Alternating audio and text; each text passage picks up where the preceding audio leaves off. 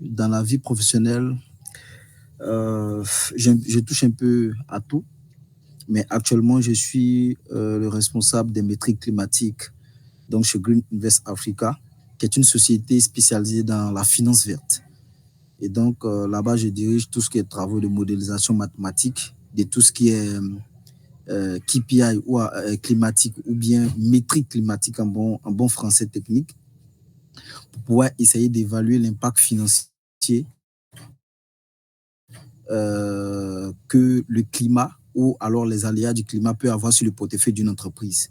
En général, on travaille avec les banques, les sociétés d'investissement aussi, et puis aussi les sociétés classiques, afin de les aider à évaluer leurs émissions de gaz à effet de serre vis-à-vis de l'engagement de la Côte d'Ivoire à réduire les gaz à effet de serre.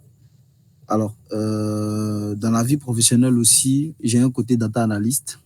Donc, je touche à tout ce qui est donné pour pouvoir produire une histoire intéressante pour permettre à l'entreprise donc de prendre des décisions éclairées, stratégiquement selon ses objectifs. Et puis aussi, je suis aussi assureur de formation à la base, on va dire, et actuel.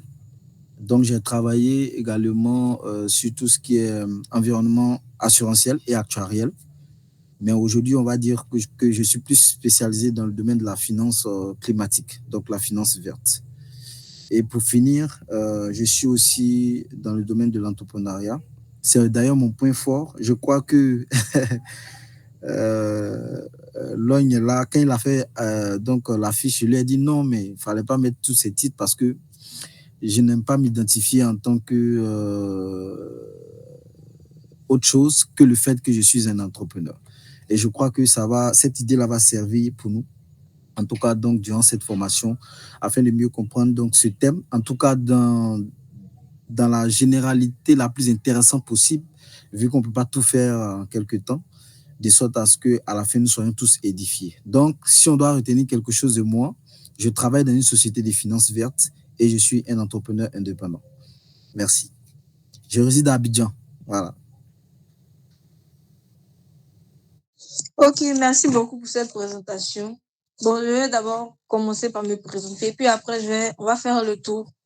Alors, je suis Kwame Espérance, élève en deuxième année à l'INPHB, à l'ESCAI plus précisément en finance, comptabilité et assurance. Je vais passer la parole à Bruce.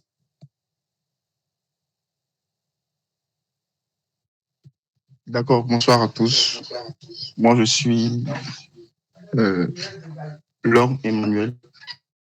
D'accord, on va aller tout simple. Par la grâce de Dieu, je suis d'abord ingénieur télécom, réseau de formation. Voilà, après aussi, je suis dans le domaine de tout ce qui est la sécurité. Donc,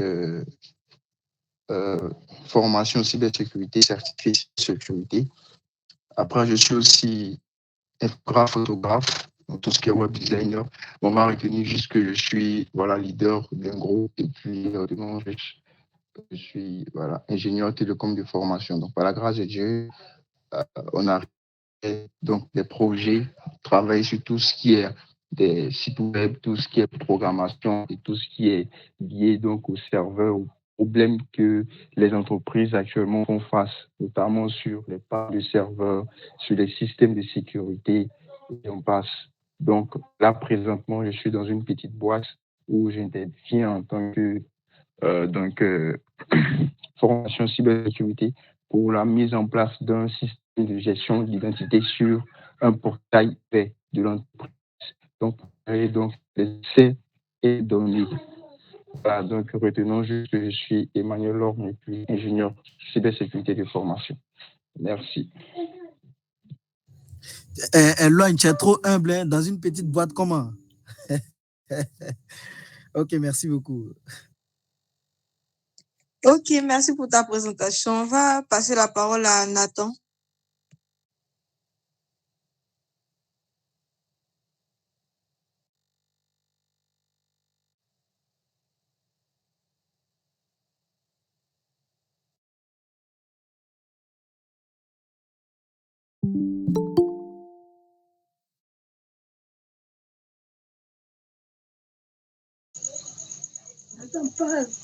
Comment il s'appelle? Espérance? Oui. D'accord, merci pour la parole. Donc, moi, je suis Nathan Assi. Je suis étudiant en troisième année de communication à PG Yamsoko, disons PG Côte d'Ivoire, l'antenne de Yamsoko. Actuellement, professionnellement parlant, je fais rien. Ben, je travaille à la maison. Voilà. Je travaille avec Emmanuel qui me forme un peu en infographie. C'est un peu tout ce que je fais. Je réside à Yamsoko actuellement. Ok, merci aussi pour ta présentation. On va maintenant passer la parole à Eunice.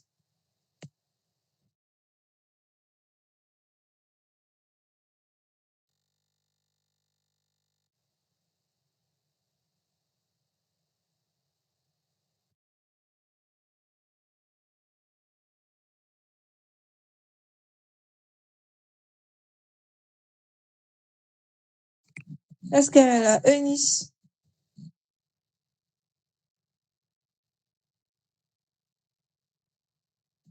Bon, vu qu'elle ne répond pas, on va revenir sur elle plus tard. Espérance, c'est que Eunice. Oui, c'est de toi, je parle, il n'y a qu'une seule Eunice dans la réunion. Ah, jamais entendu Eunice Yao, ou bien je me trompe. Ah, ok, excuse-moi, j'avais juste dit Eunice. Ah, d'accord. Bonsoir à tous, je suis Eunice Lezo, élève ingénieur en industrie agroalimentaire à l'INPHB. Et dans Vision Plus, je suis chargée du pôle innovation et entrepreneuriat. Actuellement, je suis à Yamsoko, je fais un stage en production de farine à base de manioc fermenté. C'est sur ça que mon stage parle. Maintenant, à part ça, qu'est-ce que je fais? Bon, c'est un peu tout. Ok, merci beaucoup pour ta présentation. On va passer la parole maintenant à Yao Baudois, si je ne me trompe pas.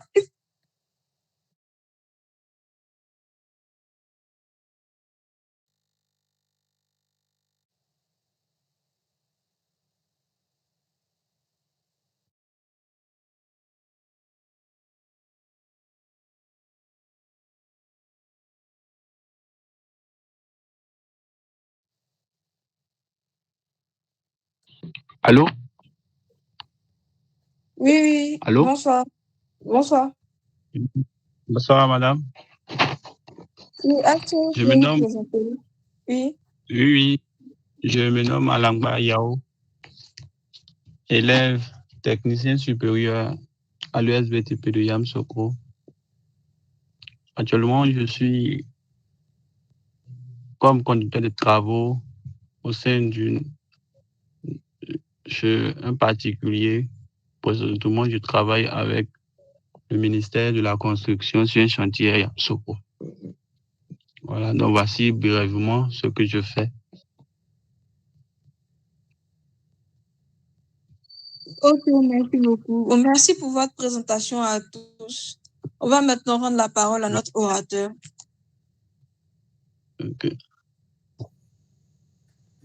Ok, merci beaucoup pour votre présentation. En général, j'aime pas qu'on dure trop sur les réseaux sociaux parce que c'est le business model qui a suivi TikTok aujourd'hui pour se positionner parmi les réseaux sociaux les plus influents.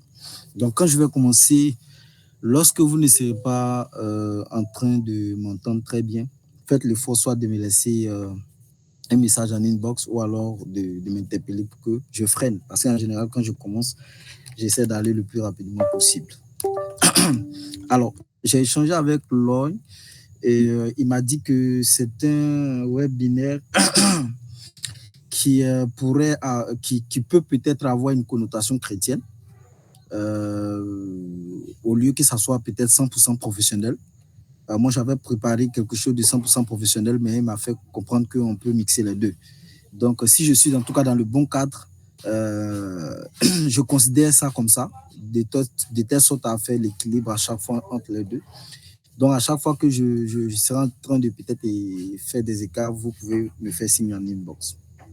Mais déjà, saluer Vision Plus. Moi, je ne connais pas très bien Vision Plus. Mais par contre, je sais que c'est une organisation ambitieuse. Et donc, une organisation très, très ambitieuse parce que je n'arrive pas à comprendre quel est votre modèle. Tantôt, je vous vois dans des programmes de prière. Tantôt, je vous vois en train de faire des séminaires de formation sur des questions professionnelles. Tantôt, je suis en train de peut-être vous considérer comme une entreprise. Tantôt, je vous considère comme une organisation religieuse. Mais pour dire que tout ça, c'est le bon mystère qu'il faut aujourd'hui pour les nouvelles organisations qui émergent pour pouvoir véritablement percer. Parce qu'il faut des organisations qui sont capables justement de faire le lien entre les deux, entre la spiritualité et le monde professionnel et bien d'autres. Donc, encore une fois de plus, je salue les leaders, les premiers responsables et tous ceux qui sont actifs. Je crois que dans 5 ans, dans 10 ans, vous serez incontournable en Afrique de l'Ouest. Et comme je suis entrepreneur, certainement, vous serez, ou alors on sera de potentiels collaborateurs dans bon nombre de projets. Déjà, il y a 2 profils qui m'intéressent. Il y a Eunice qui est donc dans le domaine agroalimentaire, je crois. Et puis aussi, il y a Yao qui est dans le domaine de la construction du BTP.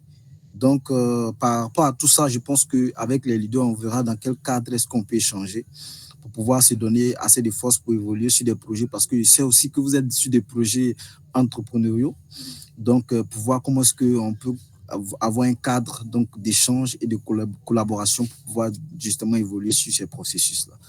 Et encore vous remercier de m'avoir invité à ce séminaire qui ne va pas être, j'allais dire, trop court, mais qui ne va pas être aussi trop long en moyenne, parce que j'étais en train d'hésiter s'il faut vous faire quelque chose de théorique ou de pratique. Mais déjà, je vais commencer pour ne pas perdre assez de temps pour dire que vous m'avez donné un thème qui est la gestion des finances personnelles. Est-ce que quelqu'un peut confirmer ça?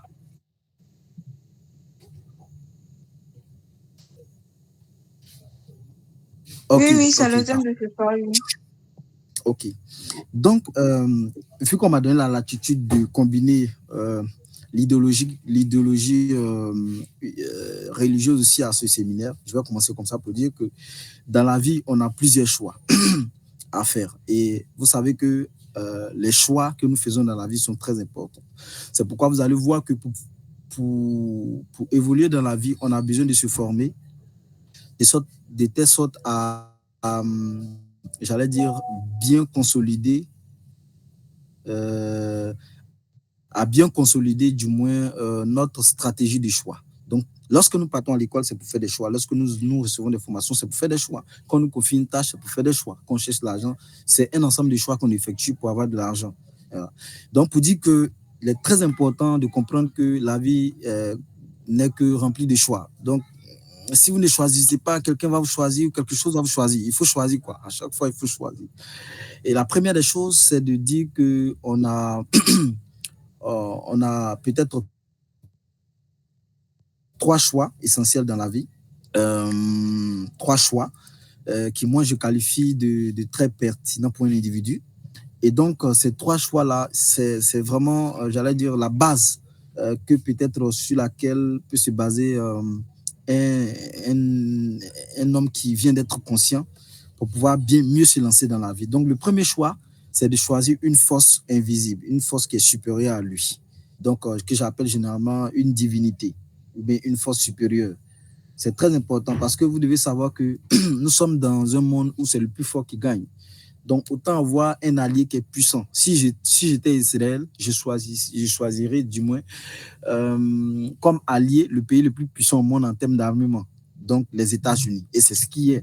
Vous voyez que Israël aujourd'hui est un pays qui est difficile à détruire parce que simplement ils ont de bons alliés. C'est aussi simple que ça. Donc, il faut choisir de bons alliés. Et pour moi, l'allié qui est le plus top, c'est un allié qui relève d'une supériorité divine. Donc, il faut choisir un Dieu. Voilà. Donc, en choisissant ce Dieu, tu vas découvrir c'est quoi ta destinée, et ainsi de suite. Deuxième choix, apparemment, je crois que ça revient encore dans les communautés religieuses, en particulier chez les chrétiens.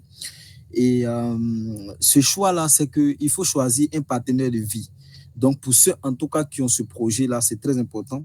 Parce que quand vous allez évoluer dans le domaine de la gestion des finances personnelles, vous allez voir que c'est un levier très, très important du point de vue juridique. Voilà.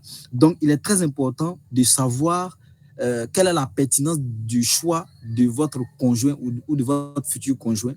Parce que si vous voulez parler donc de finances personnelles, on va le voir tout à l'heure, vous devez réfléchir à long terme aussi, c'est très important. Donc, le choix de votre conjoint est très important dans l'optique de pouvoir rester dans cette dynamique-là, d'avoir une bonne carrure de gestion de finances personnelles. Le troisième choix qu'il faut faire, qui est un choix primordial, c'est de se construire ou de faire le choix d'avoir une intelligence financière et matérielle. Croyez-moi, si vous n'avez pas d'intelligence financière ou matérielle, vous ne pouvez pas être stable dans cette vie. Parce qu'en réalité, peut-être vous allez être stable parce que vous êtes entouré de bonnes personnes pour le faire. Mais personnellement, si vous n'avez pas trouvé les bonnes personnes pour le faire, même comme on le dit, si Dieu vous rend riche, vous ne pouvez pas gérer votre argent parce que vous n'avez pas d'intelligence financière. Et nous, on ne va pas s'intéresser aux autres, on va rester sur le dernier point. Et nous allons essayer certainement de développer ce dernier point-là au mieux qu'on peut dans l'esprit de ce thème que nous sommes en train de traiter. En réalité, j'ai un PPTX que je vais vous partager après, mais je n'aime pas peut-être présenter les PPTX, mais je vais partager mon écran si vous voulez. Mais on va suivre ça juste avec les titres. Mais après, je vais vous envoyer quelque chose de beaucoup plus élaboré parce que le PPTX que je devais vous envoyer, je n'ai pas eu le temps de le terminer.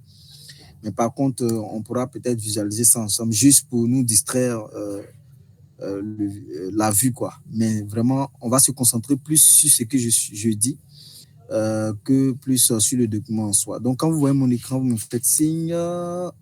OK. Top, c'est bon. Attendez que je reprenne le partage.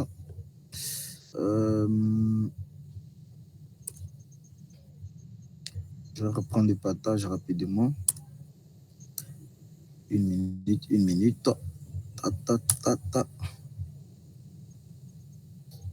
Déjà, je veux deux personnes pour me dire, deux personnes seulement pour me dire quelles sont vos attentes donc, pour ce séminaire.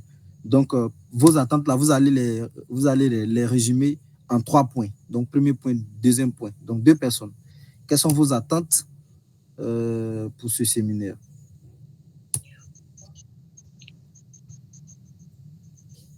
En 3 points.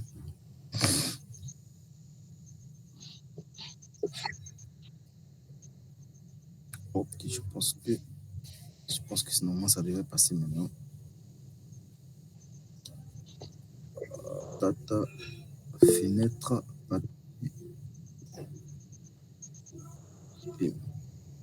Ok, c'est bon?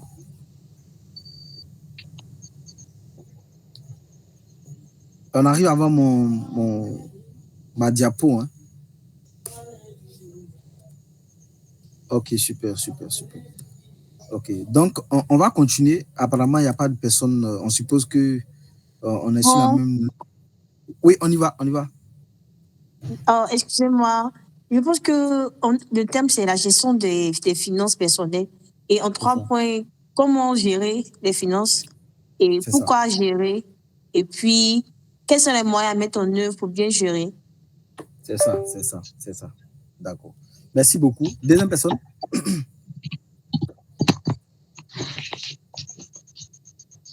Ok, donc je suppose qu'on a une personne, on avance. Donc, je disais que c'est très important de comprendre vraiment l'importance des finances personnelles. Quand vous perdez mon écran de vue, vous me faites signe. Hein, voilà. Et donc, par rapport à ça, vous allez constater que le choix d'une intelligence financière, c'est très important. Alors, donc, notre formation va s'articuler autour de 2 grands axes. Le premier axe, je vais vous donner des éléments théoriques. Et puis, en considérant que vous, d'après vos niveaux, hein, vous êtes tous pour certains, des spécialistes déjà, donc il y a des petits détails qu'on ne va pas forcément insister, mais après, vous aurez le temps de voir ça dans le document. Mais déjà, pour dire que le premier A, ce serait des éléments théoriques stratégiques à la compréhension de ce thème. Et puis, le deuxième thème, on va faire une pratique sur un fichier Excel qui va mieux illustrer ça et on va le faire ensemble. Et à la fin, normalement, c'est l'extrait d'un logiciel personnel que j'utilise pour gérer mes finances qui peut être disponible, comme on appelle, après, si vous voulez. En tout cas, votre responsable pourra pourra voir comment gérer ça pour qu'on puisse mettre ça à votre disposition, mais qui est très intéressant aussi à pouvoir bien établir ou élaborer son budget personnel. Voilà. Alors, donc, le premier axe sur lequel on va évoluer, ce sont les éléments, comme je l'ai dit, des éléments assez théoriques. Alors, la gestion des finances personnelles. Alors, la finance personnelle, on ne va pas se voiler la face. C'est juste tout ce qui tourne autour de l'argent, donc finance, mais aussi du matériel, mais qui est rattaché directement à ton intérêt personnel. Voilà. Donc, quand on parle de finances personnelles, c'est tout ce qui est argent, qui peut tourner autour de toi ou ailleurs, mais qui a un fort lien avec tes intérêts personnels. C'est tout.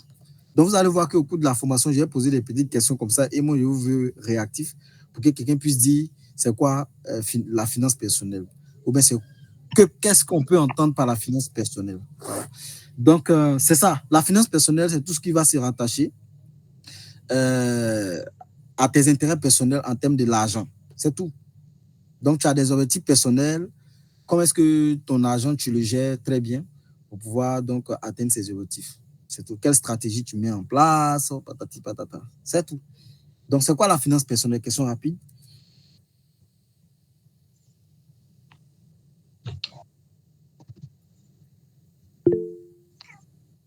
Oui, question rapide.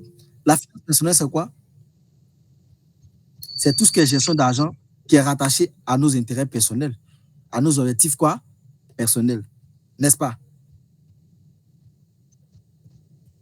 Voilà. Donc, c'est ça la finance personnelle. Voilà. Donc, ne soyez pas gênés d'activer votre micro pour que je puisse vous entendre aussi. Ça fait du bien.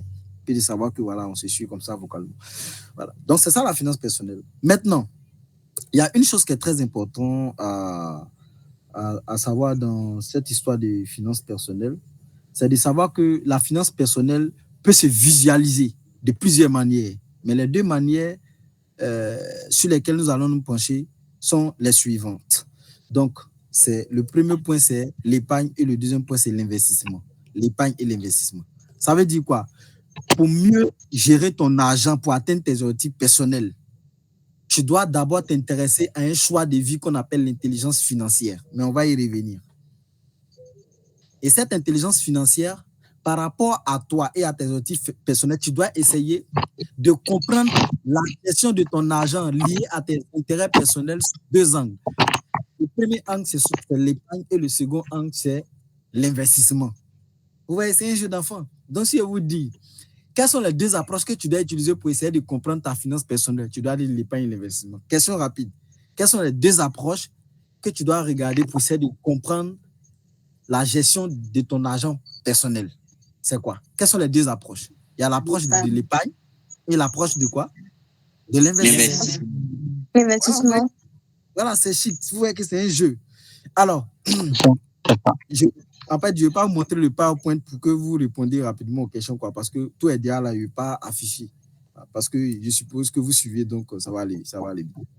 Alors, donc, l'épargne et l'investissement. Maintenant, deuxième point, comment faire pour réussir son épargne et ou son investissement? Premier point qu'il faut savoir dessus, c'est que vous devez avoir un objectif motivant. Ça veut dire quoi? Si tu n'as pas d'objectif, ce n'est pas la peine de dire que tu as géré tes finances personnelles ou bien tu as avoir une intelligence financière ou bien... Tant qu'il n'y a pas d'objectif, tu manges ton argent, ce que Dieu a donné, ce que Dieu a repris. L'argent qui vient, l'argent qui sort. Donc, il n'y a rien à prévoir, il n'y a rien à gérer. Zéro objectif, zéro gestion. Donc, on établit une gestion en fonction d'un objectif. C'est pourquoi vous ne devez pas être comme des zombies de gestion des finances personnelles, un peu comme ce qu'on vous dit sur les réseaux sociaux. Non, soyez relax. Est-ce que vous avez un objectif? Vous gérez. Si vous n'avez pas d'objectif, vivez. Qui a un objectif? Par exemple, quelqu'un qui veut se marier. Qui a un objectif? Par exemple, quelqu'un qui veut faire une entreprise. Qui a un objectif? Par exemple, quelqu'un qui veut économiser pour faire son permis. Qui a un objectif? Par exemple, quelqu'un qui veut voyager, pour aller profiter à l'hôtel Ivoire ou à Grand Bansam. Qui a un objectif? Quelqu'un qui veut économiser son quadio pour aller investir en bourse. Donc, si tu n'as pas d'objectif, il n'y a pas de gestion. Donc, premier élément, avoir un objectif motivant à moyen terme et à court ou moyen terme. À long terme. À long terme, ça va rentrer peut-être dans d'autres choses. Deuxième chose, c'est d'être relax. Il ne faut pas se stresser. Parce que quand toi-même, ton propre argent, tu n'es pas libre de dépenser. Tu souffres et tu vas finir par craquer à long terme. Parce que c'est quelle vie où tu as de l'argent et puis tout le temps, c'est toi, tu es dans le programme. Donc, tes programmes, là, ça doit être suivi de temps de latence. Donc, tu peux faire un programme sur 6 mois ou alors sur 1 an et puis tu réserves 1 mois de latence. N'essayez pas de tout contrôler votre vie, sinon vous serez dans des stress inutiles. Et ce temps de latence, ça va vous permettre de connaître, de vous découvrir, de voir quelles sont les erreurs que vous commettez quand vous n'êtes pas concentré. Ça va vous permettre de vous étudier et ça va vous permettre de mieux vous relancer. Parce que si vous ne faites pas d'erreurs, donc quand tu fais 1 an de concentration, tu as bien géré tes finances, il faut prévoir 1 mois où tu fais la vida. Est-ce que vous comprenez? Il faut prévoir 1 mois, il faut aller chercher loin, vous allez partir en Grande-Bretagne ou aux États-Unis pour aller kiffer un peu. Avec ton argent, il faut investir, il faut vivre. Vous voyez? Et le troisième point, c'est que quand on parle de finances personnelles, ça ne compte à personne. Il y a des gens, quand on parle de finances personnelles, ils pensent directement à l'entreprise. Mais sachez que le premier capital, la première valeur d'une entreprise, c'est toi, c'est ta santé. Donc, ton argent, c'est d'abord pour toi. Il faut manger, il faut bien manger pour être en bonne santé. Il faut payer des salles de sport pour aller faire du sport. Un garçon qui ne fait pas sport, c'est femme. Est-ce que vous comprenez?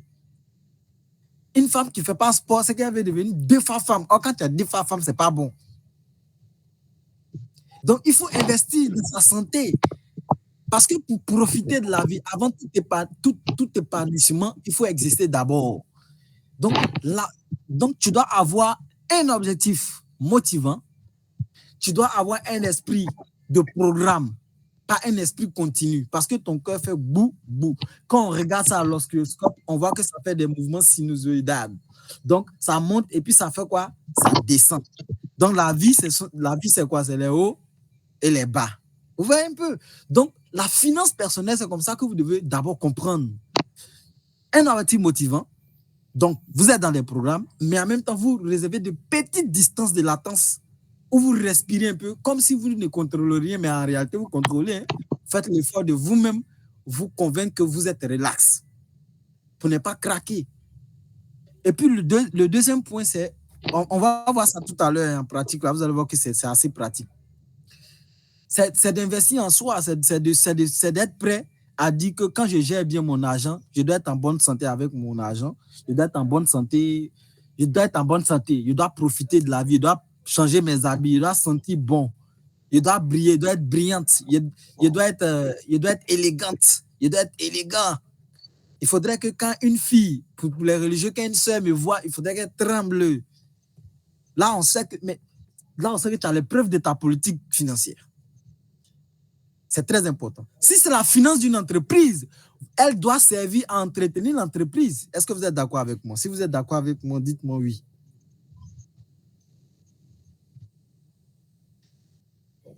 Mais si c'est la finance d'une personne ou personnelle, elle doit servir à ton épanouissement. Est-ce que vous voyez? Donc, on a fini de dire qu'est-ce que vous devez avoir en tête pour réussir l'épargne et l'investissement. Donc, question rapide. Quels sont les 3 points que vous devez avoir en tête pour réussir votre épargne et votre épanouissement et votre investissement personnel? Qu'est-ce que vous devez avoir en tête? Question rapide. Avoir un objectif motivant. Oui. À long terme? Oui, à court et à long terme. Non, pas à long terme. À court et à moyen terme. D'accord. OK, on y va. Et puis savoir investir en soi. D'accord, oui. Ça vient en 3e. Il faut respecter l'ordre. Être relax et tolérant envers soi-même. Alors, le premier objectif qui est motivant doit s'inscrire dans un esprit de programme. Soyez des hommes de programme. Ne soyez pas des hommes Et puis, quand on dit un homme de programme, c'est-à-dire qu'un programme a un début et a une fin. C'est ce qui vous permet de prendre des temps de relaxation. Voilà. Et après, vous devez comprendre que vous devez investir en vous-même, en votre santé. Et pour ceux qui sont spirituels, faites dans votre activité spirituelle. Vous comprenez? Maintenant qu'on a fini ça, on va maintenant savoir quelles sont les stratégies pour épargner et pour investir. Et puis on a fini. C'est fini. Donc, quelles sont les stratégies pour épargner et pour investir? Aujourd'hui, il y a résumé tout en 2-2. C'est tellement long, mais allons-y, 2-2. Donc, pour épargner, on va commencer par ça. Vous devez savoir que l'épargne est la pièce maîtresse de la gestion des finances personnelles. Alors, pour épargner, on a 2 solutions. Soit, première solution, tu mets l'argent de côté. Ou bien, tu dépenses moins. Deuxième solution. C'est fini. Donc, soit tu mets l'argent de côté, ou alors tu dépenses moins. Donc, si tu as 10 000 francs, tu peux dire, je prends 2 000, je mets à côté. Tu as épargné. Si tu as 10 000 francs, que normalement tu dois manger tous les 10 000 francs dans le mois, tu dis, je mange 8 000. Tu as épargné. C'est simple, non? Vous voyez, c'est un jeu. Il suffit de faire ça seulement dans un programme. Et puis, vous allez voir. Tu dis, bon, il fait ça, c'est 6 mois. Je n'ai pas une demi, 6 mois. Après, 6 mois, là, le 7e mois, là, il prend l'an du 7e mois, il kiffe. Et puis, le 8e mois, il reprend le processus. Vous voyez? Ou bien, tu dis, normalement, quand maman m'envoie 20 000, c'est pour le mois. Mais je vais faire comme si, quand il m'envoie 20 000, je vais bouffer 15 000. Et puis, 5 000 va rester. Tu as épargné. Maintenant, pour que ton épargne puisse bien réussir, tu dois regarder ce qu'on a dit plus haut. Est-ce qu'il y a un objectif d'abord? Motivant. Et tu es dans un programme.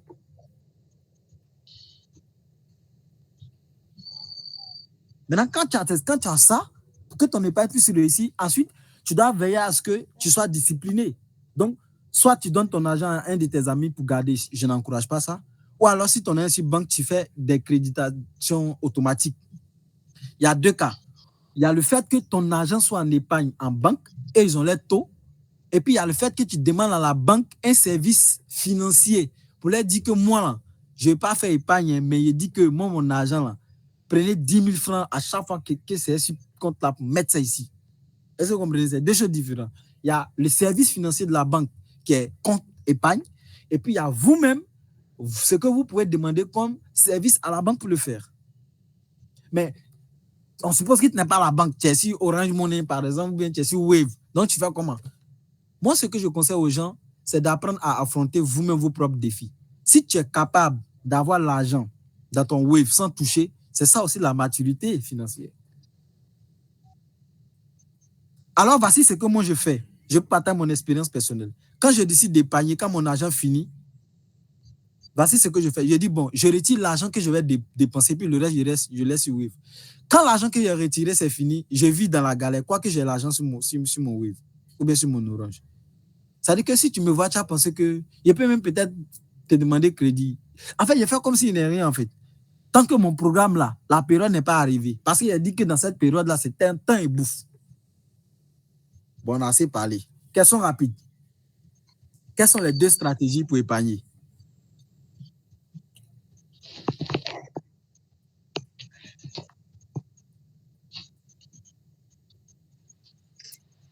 On a mettre l'argent de côté et puis dépenser moins. Voilà. C'est tout. C'est tout. Alors, je cours comme ça pour qu'on fasse un peu de pratique. Les trucs de littérature, là, souvent, c'est fatigant. Est-ce que vous êtes d'accord avec moi? OK. Maintenant, comment faire pour quelles sont les 2 stratégies pour investir? Quelles sont les 2 stratégies pour investir?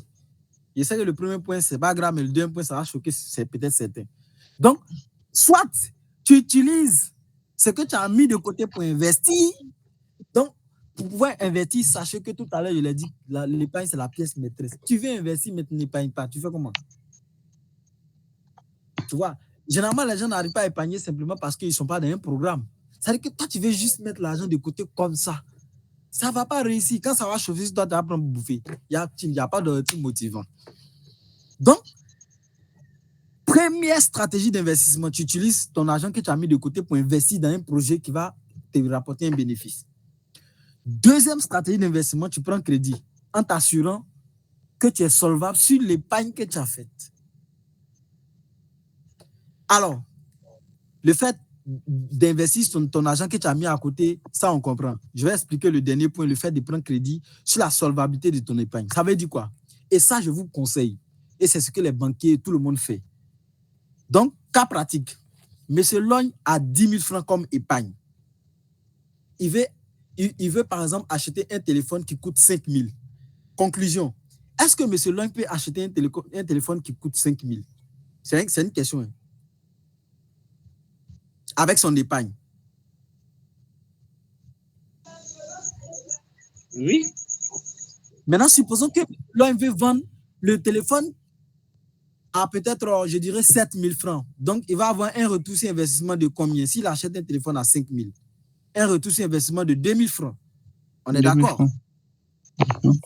Si M. Logne prend ces 10 000 par là achetés, du moins le téléphone, il va, pardon, c'est 5 000 par sur ces 10 000 par là acheter le téléphone, il va avoir 2 000 francs comme retour sur investissement. Donc, quand il va revenir à la maison, tout son argent va faire combien? 12 000. Est-ce que c'est bon? 12 000. C'est bon? Oui. OK. Maintenant, imaginons, si M. Logne décide de laisser ses 10 000 intacts et puis il décide d'aller prendre crédit, 5 000 francs. La question que je pose, est-ce que M. Logne est à mesure de rembourser crédit 5 000 francs qu'il a pris? Oui. OK. Maintenant, au lieu que M. Logne s'engage à acheter téléphone 5 000 francs, avec seulement lui, c'est 5 000, il décide maintenant d'acheter téléphone 10 000. Conclusion, son épargne est vide ou bien il reste encore 5 000 dans sa caisse? C'est vide. Qui a autre question? Autre réponse?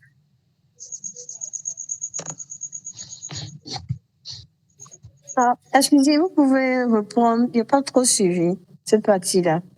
OK, je reprends. M. Logne dit qu'il ne veut pas laisser son épargne vide. D'accord? Il veut faire commerce. Donc, il décide de prendre 5 000 par là acheter le téléphone. Ça, c'est le premier cas de figure. S'il prend 5 000, il reste 5 000 dans sa caisse, non? C'est ça, non? Oui, c'est ça. Il achète un téléphone qui revend à 7 000 francs. Il a 2 000 francs sur le tout. S'il revient à la maison, la somme totale de son agence, ça fait 12 000. 12 000. Mais dans le deuxième cas de figure, M. Logne dit, je vais acheter téléphone, mais je vais vendre beaucoup plus que ça. D'accord? Donc, je vais acheter téléphone 10 000, mais je ne vais pas vider mon épargne. Donc, parce que vous ne devez pas vider votre épargne, c'est un principe, hein, c'est en économie. Parce que c'est comment vous allez faire pour régler vos urgences. Voilà. Donc, il dit, je vais aller prendre crédit 5 000. Ma première question, si M. Logne prend crédit 5 000, est-ce que c'est parce qu'il ne peut pas faire achat de 5 000 ou bien parce qu'il n'a pas 5 000?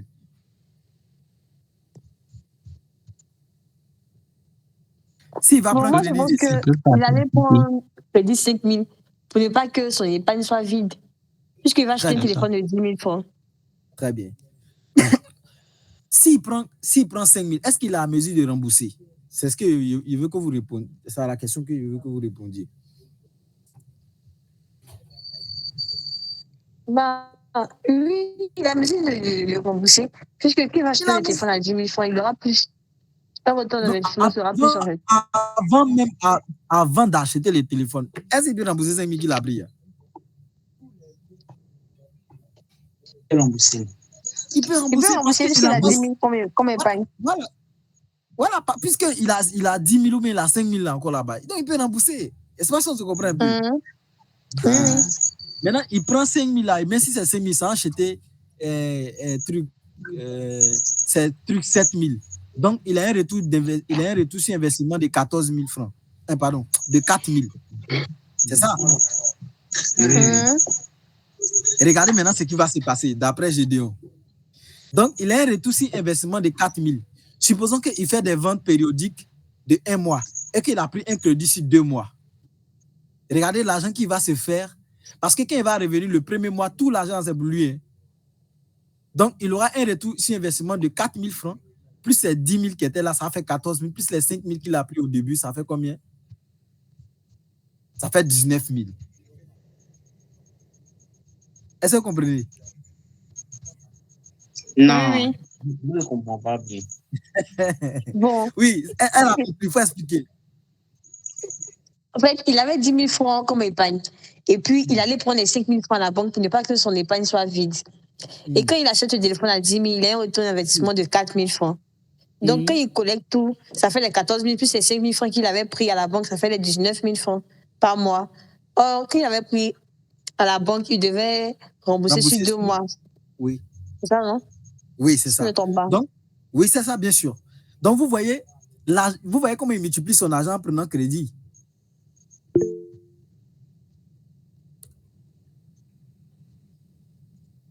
Est-ce que vous voyez? Vous voyez? Oui, vas-y, tu as levé la main. Oui, d'accord. En fait, dans la théorie, comme vous expliquez dans la théorie, c'est ça. Mais dans le fond, moi, je partage pas trop cet avis. Parce qu'il va rembourser son argent, c'est ça? Justement. Mais c'est le temps qui est de l'argent. C'est ce que tu oublies. Et c'est pas ça, on est d'accord, Enis. Puisque, non, c'est pas Élise. Non, je vais parler de celle qui a répondu à la question. D'accord. Oui, vous dites. Il dit, il n'est pas d'accord parce qu'il va rembourser des taux d'intérêt. Je suis d'accord, mais le temps, c'est de l'argent.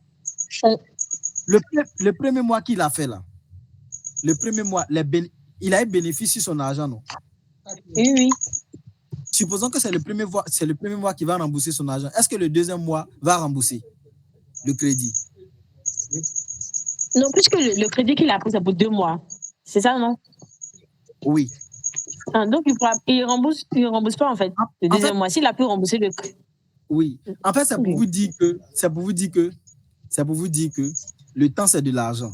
C'est-à-dire qu'il va faire des bénéfices, il va faire des intérêts, il va faire des achats de marchandises à grande échelle. Est-ce que vous comprenez? En si peu de temps ou pas, et il sera à l'aise de rembourser son argent en faisant plus de marge que prévu. Et là encore, en faisant plus de marge que de risque. Parce qu'il aurait pu investir tout son épargne et perdre. Donc, en soi, quand vous faites ça, vous prévenez d'abord, vous faites ce qu'on appelle la gestion des risques. Ça, c'est un. Ensuite, vous vous donnez une grande capacité d'investissement avec un petit montant. C'est juste l'avantage. C'est ce que je vais vous montrer. D'accord? C'est ce que les banquiers ont compris quand ils caution. Comment ça? Oui, vas-y, Nathan, vas-y, tu disais? Je dis, c'est ce que les banquiers là font, en fait. Oui, en fait, je me dis que c'est ça. c'est ce qu'ils font. Non, il ne faut pas te dire. Moi-même, ici, banquier. C'est ce qu'on fait. Tu comprends? Il y a une spécialité en banque qu'on appelle Asset Liability Management. C'est-à-dire que la gestion des actifs passifs. On joue sur le temps et les taux d'intérêt pour faire quoi? Pour gagner de l'argent. C'est tout. Donc, quand tu viens déposer ton argent, il prend pour donner à l'autre. Si un espace temporel différent, je fais des bénéfices. Le temps qu'il va revenir, et puis ça, comme ça, on mélange les games et on a l'argent. Ah, je comprends mieux. D'accord. Voilà. Donc, en réalité, la banque ne fabrique pas de l'argent. Surtout les banques commerciales ne fabriquent pas de l'argent. Ceux qui fabriquent de l'argent, on les appelle les banques centrales. Donc, les banques commerciales, ils font un jeu d'écriture, c'est tout. Vous voyez un peu. Donc, qu'est-ce que je suis en train de vous dire? Si vous voulez investir, que vous avez de l'épargne, prenez un demi de votre épargne et prenez le reste en crédit, mais faites en sorte que le crédit que vous allez prendre soit inférieur ou égal au reste des un demi qui se trouve en portefeuille, et puis vous investissez avec. C'est simple, non?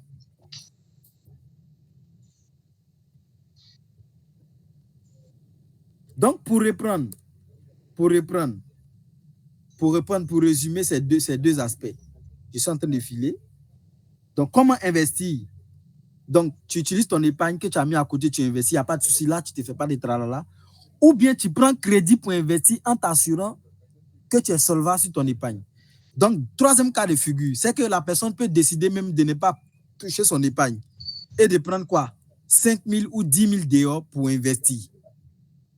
Est-ce que vous êtes d'accord avec moi?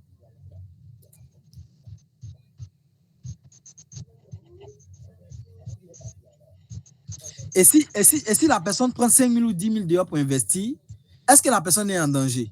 Question rapide.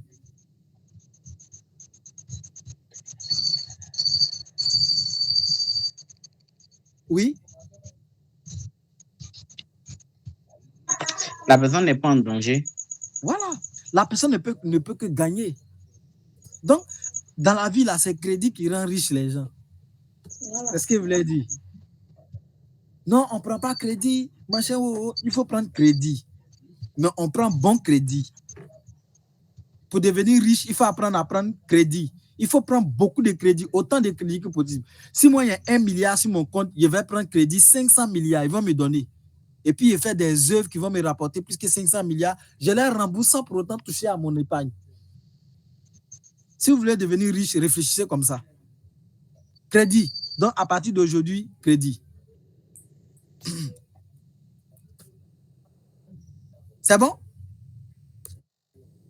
Si on a compris ça, je finis pour dire que comment on fait pour développer ses compétences d'intelligence financière? Oui. Monsieur Olivier. Oui. Excusez-moi, j'ai une question. Est-ce que, oui. Enfin, je ne vous suivais pas parce que je me suis déconnectée. Mais je voulais savoir, ce que vous parlez, quand on prêt à la banque, on fait des bénéfices. Est-ce que c'est un revenu de portefeuille? Quand on prend un prêt à la banque pour faire quoi? Des bénéfices? Oui, oui. C'est ça? Ça marche dans tous les cas. Ça marche dans tous les cas. Il y a un principe bancaire qui met des conditions sur le fait de te donner crédit par rapport à ce que tu as en banque. Donc, on te dit qu'on ne peut pas te donner, et ce n'est pas plus de 3% de ton argent en banque, en termes de crédit. Mais une fois que tu as de l'argent, tu es liquide en banque et on est sûr que tu as des opérations qui sont relativement courantes, on peut te faire confiance et te donner du crédit. Donc, si tu veux faire un projet qui coûte 10 000 francs et que toi, tu as 10 000 francs en banque, au lieu d'utiliser tes 10 000 francs en banque pour vider ton compte là, tu peux demander à la banque de te remettre 10 000 francs puisqu'elle peut te prêter 3 fois ce que tu as en banque. D'accord. Je demande si cette opération était un revenu de portefeuille. Qu'est-ce que tu veux dire par revenu de portefeuille? Allons-y rapidement. On y va.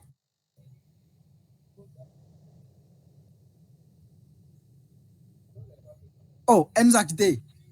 Excuse-moi, un revenu de portefeuille là, c'est comme si, je prends un exemple, oui. Tu as 5 000 francs, tu achetais un carton d'œufs et puis tu reçois 250 là-dessus comme bénéfice. Puis il y a plusieurs types de revenus. Oui. Sous d'autres choses, on appellerait ça l'économie d'échelle, c'est ça? Ok. Oui. Sous d'autres choses, on appelle ça économie d'échelle si tu veux. Mais je vais dire oui. Oui, ça peut être un revenu de portefeuille. Oui. C'est bon?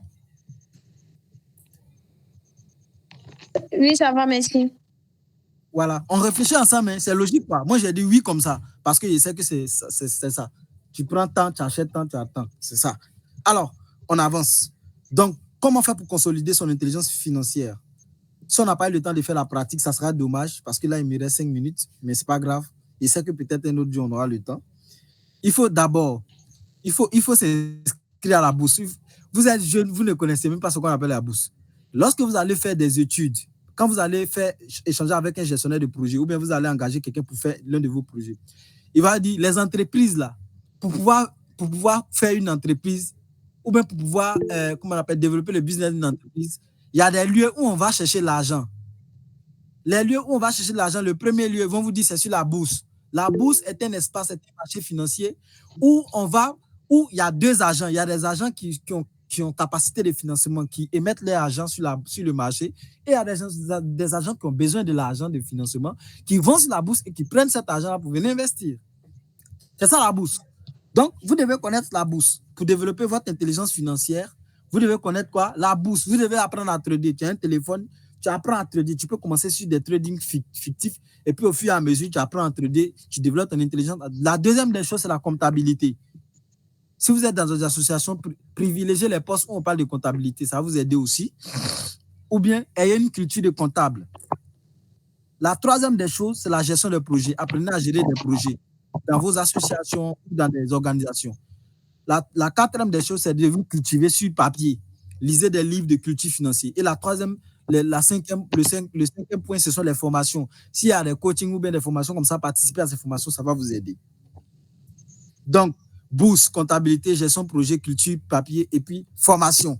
Voici les 4 ou les 5 éléments sur lesquels vous devez vous baser de prime abord pour développer votre intelligence financière. Cas pratique. Avant de passer au cas pratique, est-ce que j'ai encore du temps? J'ai besoin des responsables pour confirmer ça. Ça va prendre autour de 3 minutes, 3 à 4 minutes.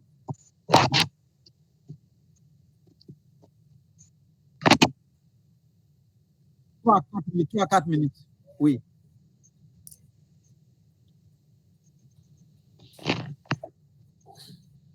Trois à 4 minutes, c'est bon? OK, top. Donc, je repartage mon écran. Je repartage mon écran.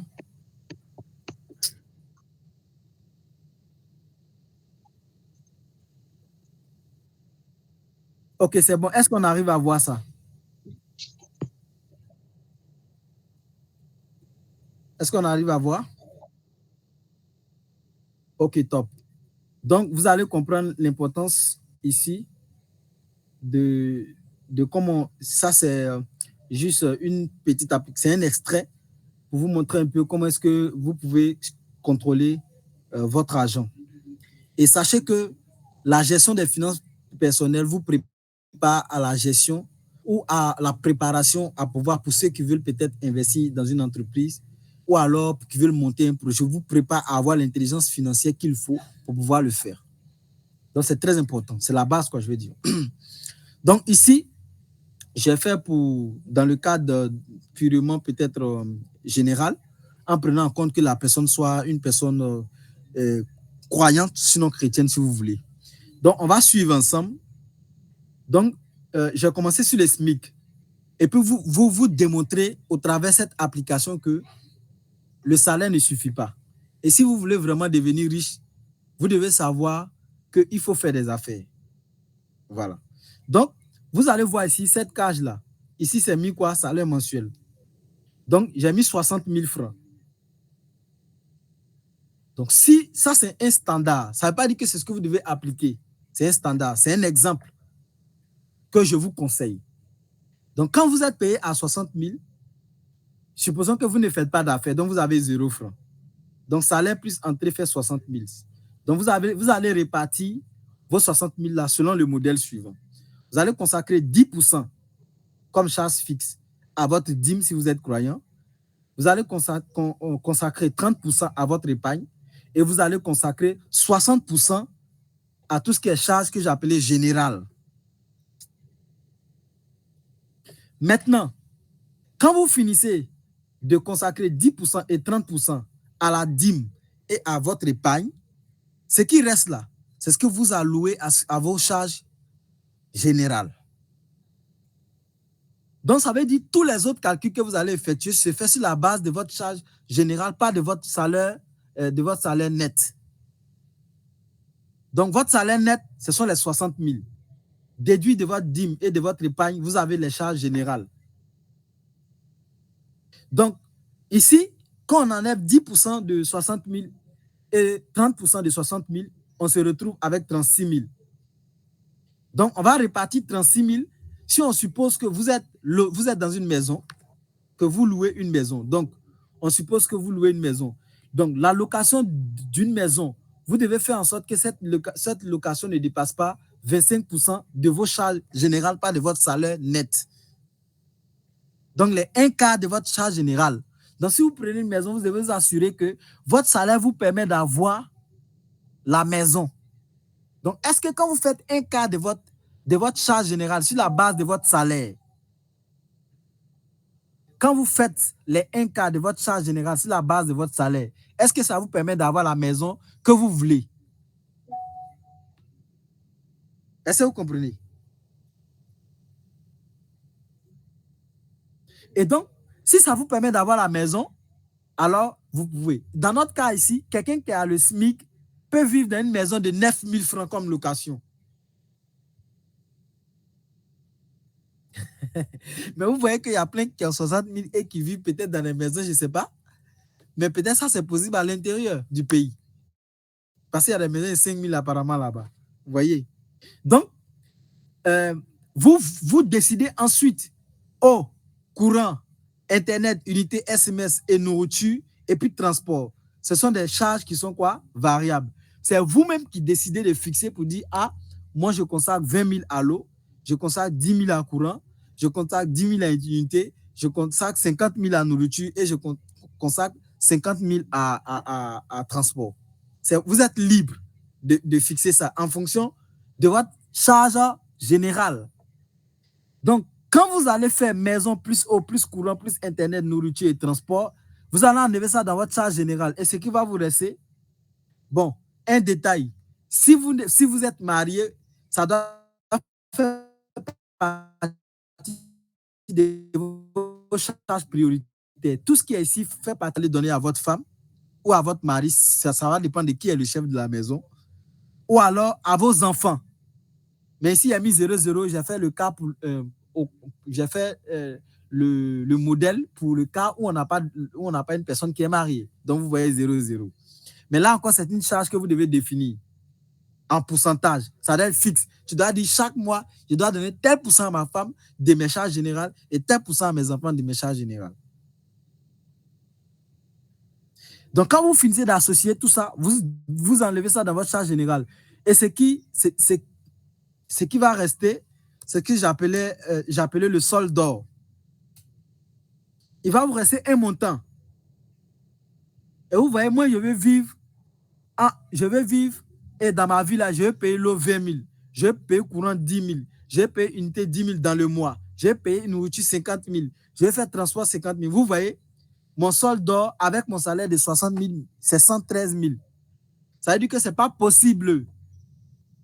C'est négatif. Donc, ce n'est même pas possible.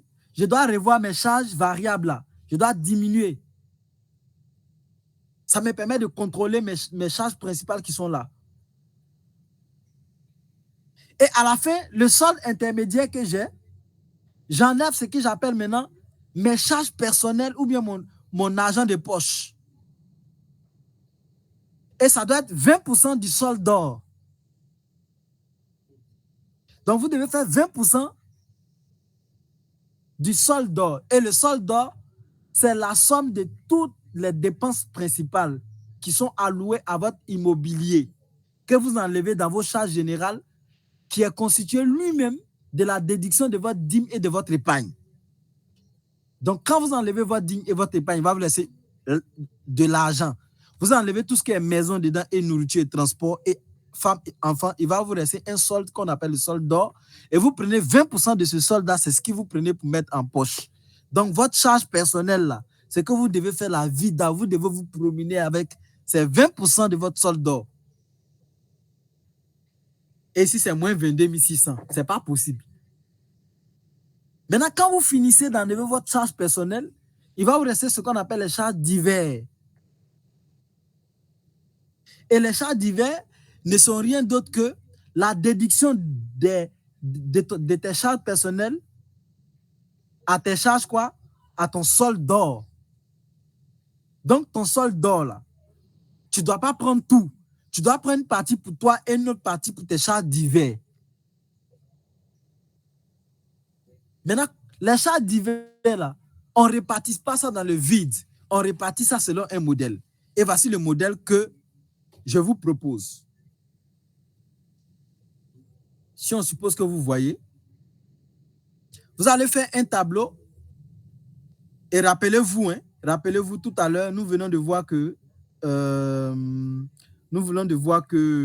la charge diverse est moins 90 400. Ce n'est pas possible. Mais tout à l'heure, on va corriger ça. Mais pour vous montrer juste comment on répartit. Donc, mes charges diverses c'est moins 90 400. Vous voyez, j'ai mes moins 90 400 ici. Donc, je vais répartir ça comment? Je vais avoir une colonne qui va illustrer la date de mes événements ici. Je vais ici lister ici le type de mon événement. Par exemple, ici, le dimanche 4 août 2024. Je rappelle que c'est un budget prévisionnel. Je vous ai dit, on travaille dans le temps. C'est un objectif bien précis. Donc, je fais mon budget prévisionnel. Je dis qu'à chaque mois, j'ai des offrandes à faire. Donc, ça, c'est le type d'événement. Ensuite, dans ces offrandes-là, je consacre, par exemple, ici, je vais dézoomer. Alors, ce que vous devez savoir dans la répartition des charges, il y a plusieurs modèles. Mais utilisez le modèle, ce qu'on appelle le modèle uniforme. Donc, le modèle uniforme dit quoi? Tes charges générales, là, tu alloues 10% de tes charges générales à toutes tes dépenses diverses. Et puis, le reste, là, tu prends pour investir.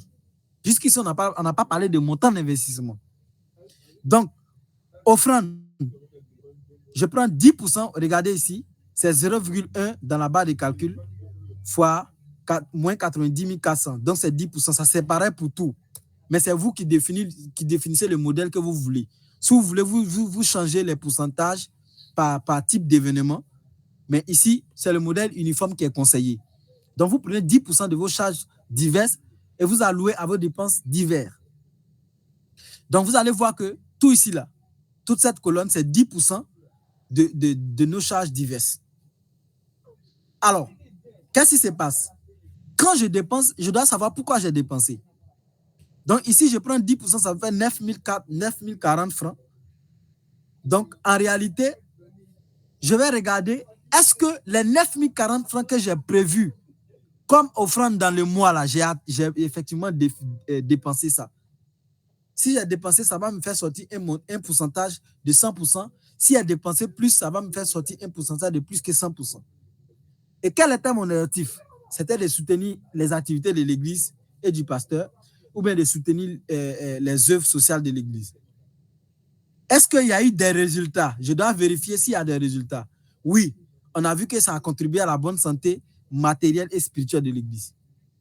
En quel moment j'ai constaté ce résultat-là? C'est en décembre 2024. Deuxième cas d'exemple. Pour ma famille parentale, je décide d'allouer 10% de mes charges générales chaque mois à ma famille. Mais finalement, comme validation, j'ai effectivement dépensé 58% seulement de ce que j'ai prévu pour la famille. Et c'était alloué à l'anniversaire de papa, à l'anniversaire de maman et à la scolarité de ma petite sœur. Est-ce qu'il y a eu des résultats? Oui, maman était contente. Ma petite a été scolarisée. En quel moment j'ai constaté ça? Les anniversaires, c'est mercredi 1er. Vous pouvez mettre plusieurs dates. Comme vous voyez, vous listez autant de fois que vous voulez. Et ainsi de suite. À la fin, quand vous allez faire 10% de tous vos événements du montant total de votre charge divers, vous allez obtenir un montant qui reste en bas ou pas. Et le montant qui reste en bas, c'est le reste à investir. Ensuite, la colonne de validation. Vous pouvez obtenir 0 francs à la fin, selon que vous avez effectivement dépensé tout ce que vous avez prévu, ou alors encore obtenir un reste. Et c'est ce qui va vous permettre d'obtenir une cage qu'on appelle le compromis d'investissement à outrance. Ça veut dire quoi? Vous allez investir plus que ce que vous avez prévu investir. Donc, vous allez sommer ce qui reste que vous n'avez pas dépensé, que vous deviez dépenser, plus ce qui reste à investir selon votre modèle que vous allez associer pour investir. Mais vous pouvez encore aller toucher à votre épargne pour venir ajuster ça dans votre cage d'investissement à outrance. Mais ça, ce n'est pas conseillé. C'est mieux d'avoir une épargne tranquillement dans une banque que vous allez utiliser pour faire vos gestions. Ne videz pas votre épargne à 100%. Donc, Vous devez avoir de l'argent pour investir et de l'argent pour épargner. C'est très important. Alors, pour revenir et pour corriger le modèle, pour quelqu'un qui veut vivre dans une maison qui coûte, par exemple, j'allais dire 50 000, donnez-moi une maison, 150 000 francs. Regardez maintenant, on va corriger et on va regarder combien mon salaire doit être pour que je puisse vivre dans une maison de combien? De 150 000 francs. Donc, on va corriger.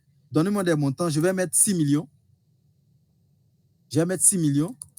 Je vais mettre, pardon, 1,5 million, pardon. 1 500 000. Je suis payé à 1 500 000. 500 000. OK. Donc, quand je suis payé à 1 500 000, ma maison fait... j'espère que j'ai mis 15 millions. J'ai mis 15 millions, je corrige. Je corrige. OK. 1 500 000. Je peux vivre dans une maison de 250 000. Donc, j'ai dit de 150 000. Donc, je diminue, je suis payé à 1 million. Donc, 1 million. Voilà, 1 million. Je suis payé à 1 million. Donc, je peux vivre dans une maison de 150 000. Voilà. Donc, selon mon modèle, si je suis payé à 1 million, je peux vivre effectivement dans une maison de 150 000. Et si je vis dans une maison de 150 000, est-ce que j'aurai l'argent de poche? Mon argent de poche par mois serait 62 000. Maintenant, ma question que je pose, est-ce que vous êtes sûr que 62 000 là, ça peut satisfaire votre poche comme l'argent par mois? Vous, de grands garçons et de grandes dames. C'est vrai que vous pouvez vivre dans une maison de 150 000 avec les charges variables que j'ai définies là. Mais est-ce que ça vous permet d'avoir beaucoup d'argent de poche selon le modèle? Non. Donc, vous allez constater que le salaire ne suffit pas.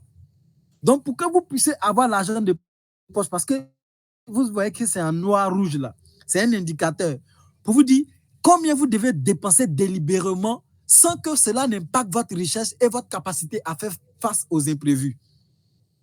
Et pour revenir très rapidement sur les charges diverses, j'ai listé quelques charges diverses ici. C'est un modèle, vous pouvez les modifier. Il y a les offrandes, il y a la famille parentale, il y a les activités spirituelles, il y a les SOF bonnes œuvres. Quelqu'un peut venir vous voir, vous devez consacrer un budget pour faire de bonnes œuvres en urgence. SOF amis, par exemple. Vous pouvez, si vous n'êtes pas marié, vous devez consacrer un budget à votre copine ou à votre maîtresse. Si vous n'êtes pas marié, c'est pourquoi marié ici, c'est 0,0. Si vous étiez marié, il n'y a pas colonne mariée ici. Et vous allez voir que la colonne mariée serait remplie ici. Voilà. Mais comme l'individu n'est pas marié, donc c'est 0,0, il n'y a pas enfant aussi. Donc, il a soit une copine ou bien il a, si vous voulez, des maîtresses, j'en sais rien. Mais vous devez allouer un budget pour ne pas vous perdre parce que vous avez passé votre temps à donner l'argent à femme ou à garçon sans pour autant contrôler ce que vous donnez. Ça doit être 10% de vos charges générales, de vos charges diverses, pardon. Ensuite, si vous avez des encadrements spirituels, vous avez des enfants spirituels, vous devez leur allouer un budget aussi. Si vous avez une grande famille, nous sommes en Afrique, vous devez allouer un budget. Vous pouvez compléter la ligne autant de fois que vous voulez, mais sachez que c'est 10% de vos charges diverses. Ça ne change pas. Est-ce que vous voyez? Et vous voyez, avec 1 million, je peux investir 49 000 seulement. Je vais mettre même 0 ici pour ne pas que ça fasse truc. On suppose que vous avez dépensé effectivement ce que vous avez prévu. Tu peux investir seulement 49 600 et tu peux épargner jusqu'à 300 000 francs. Donc, tu peux décider de faire un compromis entre ton épargne et tes 49 000 francs. Est-ce que vous voyez? Donc, pour vous dire que le salaire ne suffit pas. Donc, si vous êtes un homme d'affaires, que vous êtes capable de faire rentrer 10 millions par mois, vous voyez, vous avez la possibilité de dépenser délibérément près de 1 million dans le mois. Donc, encore une fois de plus, vous pourrez avoir ce tableau plus tard. C'est l'extrait d'une application selon le modèle que vous voulez pour contrôler votre épargne et vos dépenses personnelles. Je vais m'arrêter là parce que l'heure a avancé. Mais encore une fois de plus, c'était pour vous montrer un peu la dynamique dans laquelle vous pouvez vous rendre beaucoup plus intelligent et contrôlé au travers de cette petite application. Donc, si vous avez des questions, on va prendre seulement 2 questions. Sinon, je pense que j'ai terminé et je vais vous donner la parole pour que vous puissiez donner peut-être vos impressions et ce que vous avez aussi retenu de ce qu'on vient de faire. Voilà. Merci beaucoup.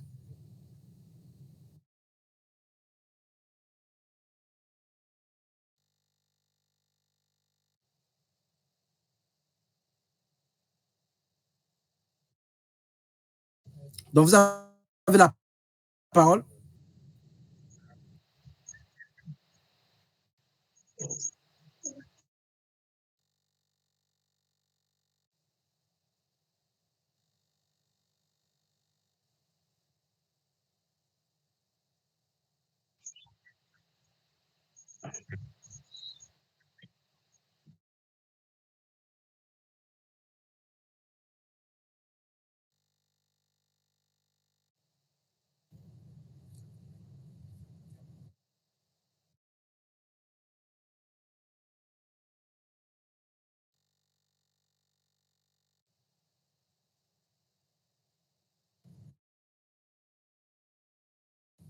C'est ça.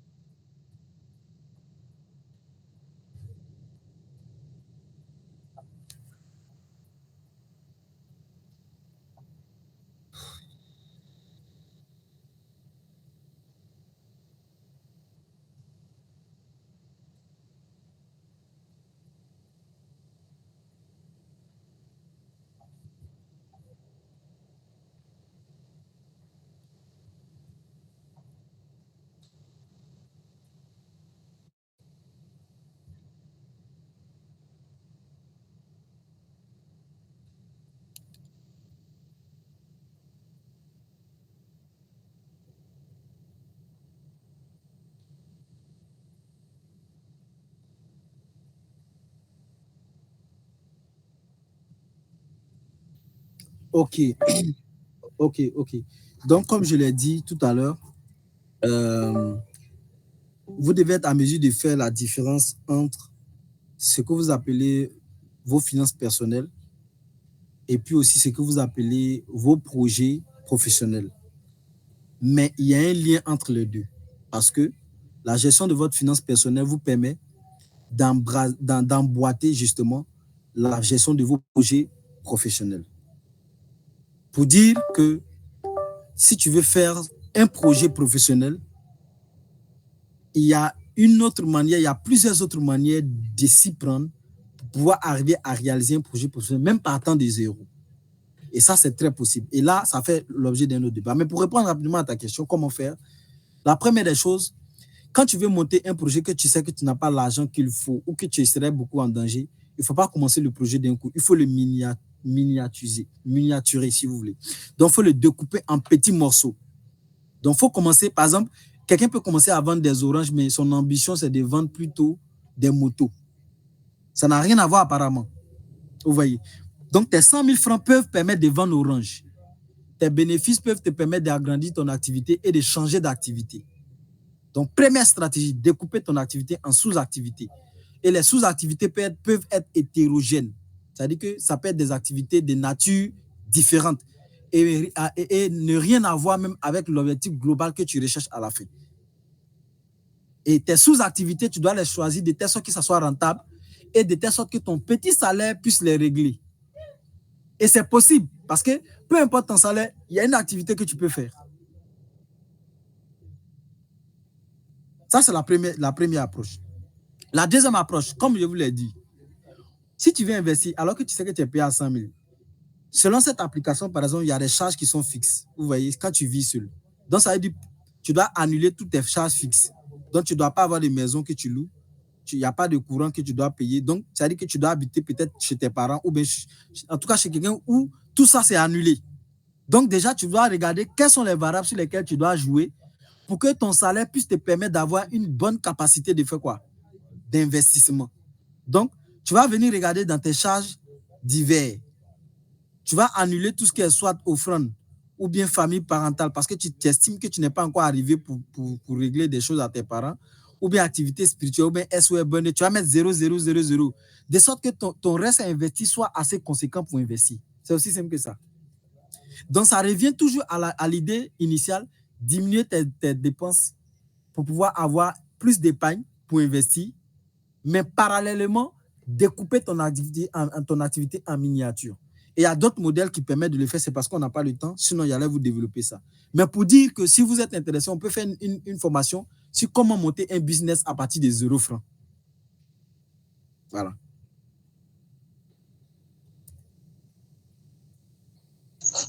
La formation m'intéresse bien. Ok, je ne sais pas si elle a répondu à ta question, Lloyd. Okay. Oui, question. Deuxième question.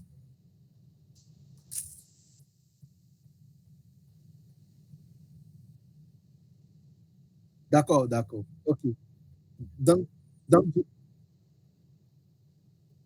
oui, c'est vous qui voyez. Moi, je suis disponible. En tout cas, si vous me prévenez, vous me donnez, on négocie les échéances et puis on enchaîne. Je peux même vous donner des formations plus approfondies, vous donner des outils plus approfondis et même pour ceux qui veulent monter des entreprises de haut standing, je peux vous donner une formation, vous montrer comment on fait les levées de financement, les levées de fonds, de grands fonds, de 1 milliard si vous voulez.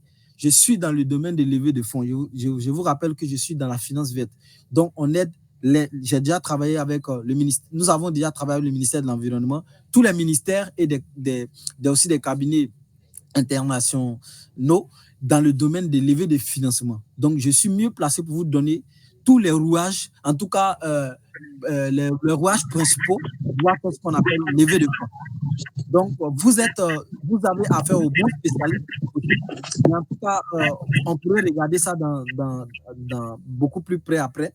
Et puis, former même une formation, si vous voulez, une formation beaucoup plus consistante, qui serait peut-être payante ou pas, mais on verra comment élaborer la formation pour vous, et puis pour que vous ayez assez de matériaux assez solides pour soit monter des entreprises ou monter des business solides, ou encore consolider votre gestion de finances personnelles. Et pour finir sur ça, pour vous dire que on peut ne pas avoir de business et bien vivre si on sait bien gérer ses finances personnelles. Donc, tu peux être le boss de ta propre vie, sans l'argent, sans entreprise. C'est possible. Voilà. Moi, il y a une question. Hein. Oui.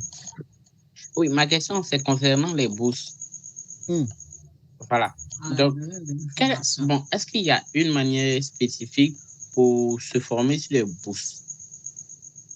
Parce que c'est quelque chose, disons, c'est une notion qui m'intéresse beaucoup. Et j'ai parfois essayé de me former dessus, mais bon, j'ai pas réussi. Ok. Bien, oui. Je te donne 3 moyens pour te former dans la bourse. Le premier moyen, il faut avoir un objectif, il faut être motivé. C'est-à-dire qu'il faut d'abord te convaincre que vraiment tu vas apprendre et que tu vas réussir. Et il faut le faire devant un objectif. Ça, c'est le premier point. Le deuxième point, YouTube. Le troisième point, formation. On vend des formations sur Facebook, sur machin, il y a des livres, il faut acheter. Et le dernier point,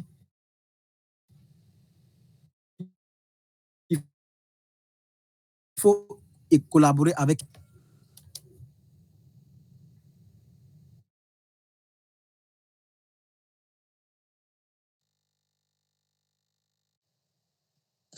Ok, bon, je pense qu'on a fini. Ou si quelqu'un a une dernière question.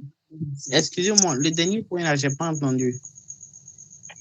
Il faut collaborer, oui, avec les personnes qui sont dedans, qui font, pas qui faisaient avant, mais qui sont encore dedans, comme moi. Voilà. Donc, si on a fini, j'aimerais quand même avoir vos impressions sur la formation. Ça me permet de m'évaluer direct en 1 mot, 2 mots, chacun quoi, pour que je puisse regarder comment je peux améliorer ça après. Voilà.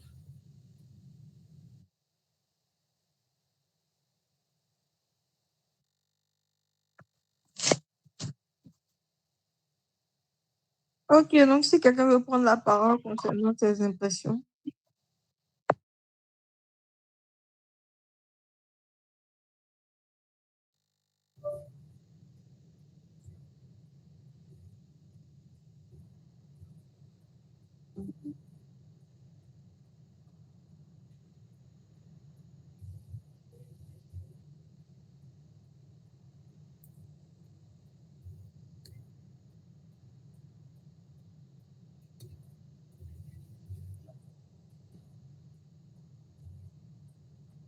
Merci. Autre argument? Rebonsoir. Oui. Ouais, je suis Kofi Alain. Bon, c'est vrai que je suis avec Nathan, puisque mon téléphone a un souci, donc je n'ai pas pu me connecter, mais je vous ai écouté religieusement. Okay. D'accord, donc vraiment, merci bien pour la formation.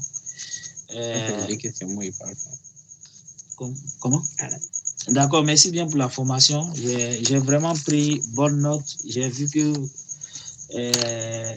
vous êtes bien organisé, bien structuré. C'est vrai que l'exposé était très bien structuré. Et puis bon, vous êtes aussi très pédant. Vraiment, merci beaucoup pour la formation. Si j'étais un professeur, je devais vous noter, j'allais vous donner une note très bien. Donc, Ok, vraiment, merci. Merci beaucoup. Vraiment, merci beaucoup. Une dame maintenant, pardonnez, une dame. Hein. Faut pas que ça sera entre les bros et puis ils vont dire que c'est les bros. Il faudrait qu'une dame confirme quand même. Oui, on veut ton avis. Ok, d'accord. Bon, pour moi, la formation était bien. J'ai aimé que vous nous fournissiez un support visuel, le PowerPoint là, pour qu'on puisse avoir une idée un peu plus précise de ce que vous voulez dire. Et j'ai trouvé que vos explications étaient plutôt concrètes avec les cas pratiques et tout. J'ai bien aimé. Ok, merci beaucoup. Encore une fois de plus, je m'excuse pour le PowerPoint. C'est un problème de temps. Je crois que, voilà. Mais j'ai fait tout pour vous envoyer ce PowerPoint-là révisé. Et puis, dans les meilleurs délais possibles pour que vous ayez ça à votre disposition. Il n'y a pas de souci, ça marche. Ok, donc merci pour la présence de tous. Je pense qu'on a fini. Même si on a perdu 2 personnes en route, mais bon, ce n'est pas un problème. Donc, je pense qu'on a fini. On va se dire au revoir pour ce soir et on se verra une prochaine fois. Ok, merci beaucoup à tous. Bonne soirée. Comment monter un business avec 0 francs. Faites tout pour qu'on traite ce thème parce que ça va faire du bien à beaucoup de personnes. Voilà. Merci. Allez, ciao. Ok.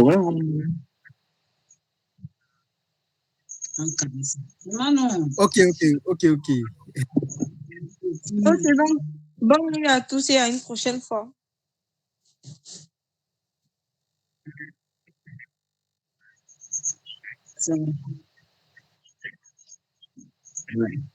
Au revoir, vieux.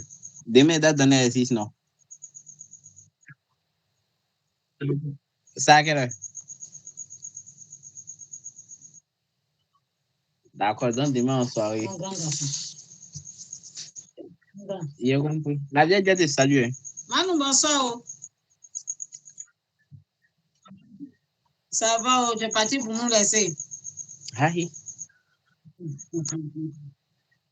D'accord, j'ai compris, Manu. Non, Manu. Bonne nuit à toi.